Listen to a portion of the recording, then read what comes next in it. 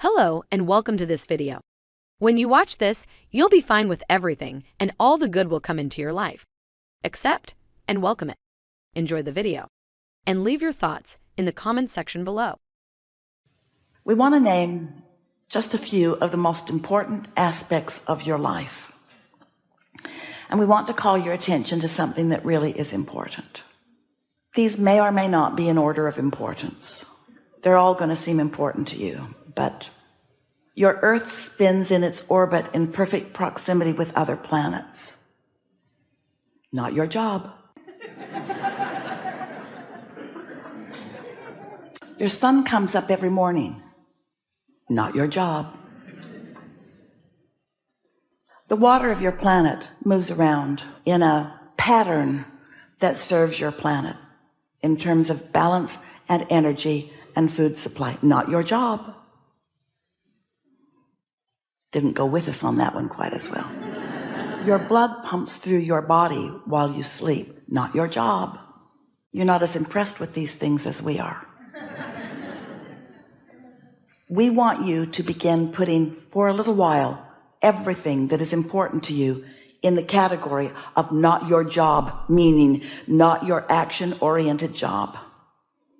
We want you to understand that there is a broader perspective that is moving things and keeping things in balance, and that the population of your planet is something that is tended to from non-physical consciousness perspective, that so much about what you are living here was set into motion even before you got here, and that there is a vibrational reality that you will call future experience that is underway, that you are contributing to on a daily basis by the sifting and sorting of the contrasts that you live.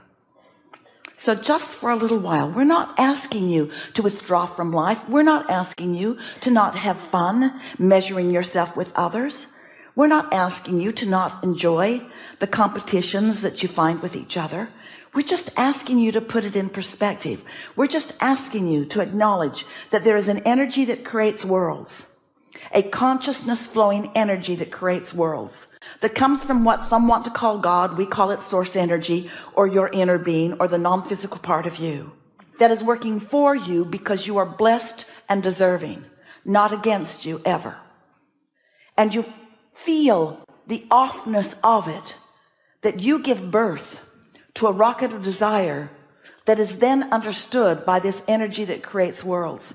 It becomes part of the consciousness. It becomes part of the becoming. So you keep giving birth to a better world that you don't line up with. You give birth to a better world all day long. You give birth to more peace. You give birth to more prosperity. You give birth to more abundance of all manner. You give birth to all kinds of things by your exposure to it, through your personal exposure with one another and through the media or your televisions or whatever. You are exposed to so much that makes you do what you were born to do, decide and define what would be better. But then you don't go to what's better because you keep focusing upon the problem that you've been exposed to. We want you to step back just for a little while. Try it for a month. People say, "What are you doing?" "Nothing." "No, really, what are you doing today?" "I'm going to daydream." "What?" "Yeah, I'm going to go sit by the lake or sit by the fireplace. I'm going to put my feet in the water." "Aren't you going to go to work?" "Yeah, but I'm not going to focus like I usually do." "I'm going to tap into my true power." "Probably going to get fired." No, I have enough reserves going. I can go through the motions of what they need from me while I dominantly daydream. I can daydream at night. I can daydream on the way to work. I can daydream on my lunch hour. I can daydream. My mind can wander into the good things of life. I can predominantly daydream. "What are you doing?" "Nothing." "You can't be doing nothing." "No, really, I'm not going to do anything for a while." "What?" "I'm not going to do anything for a while." "Nothing?" Hardly. I'll probably get dressed, take an occasional shower. I'll eat, and I'll show up, but I'll be different because I'm showing up in my wholeness. I'm showing up in my expecting good things to come to me. I'm showing up expecting inspiration to come to me in such a timely way that I can shoot a basket from mid-court and on a buzzer beater win the championship. I can do that. I can invent things and create things by utilizing this higher power that I have to daydream myself to. I'm no longer going to hold myself in practical defiance of my true power. So we're just saying that when you get the hang of this, the power of a non-resisted thought is a comparison of like an atomic bomb to a firecracker. The relationship of the energy and the movement of the energy within it, the power of a non-resisted thought. Try it. Try it just a little. Not even all the time, just a little more. Daydream a little bit and see what happens. Let your mind wander, or think about when your mind did wander and what it produced. The universe knows who you are. The universe knows who others are. The universe knows where you are in relationship to everything that you want. When you are in alignment with who you are and you get an impulse. Now, there's not one of those things that we said to you that Esther was thinking about that feels very important to you. In other words, how earth-shattering really is it for Esther to just get up and go someplace else? Not very. But isn't meeting someone a good thing? And isn't timing of that a good thing? And isn't co-creating a good thing? And isn't that how the world goes round? Isn't everything about co-creating? Isn't everything about that? You see what we're getting at?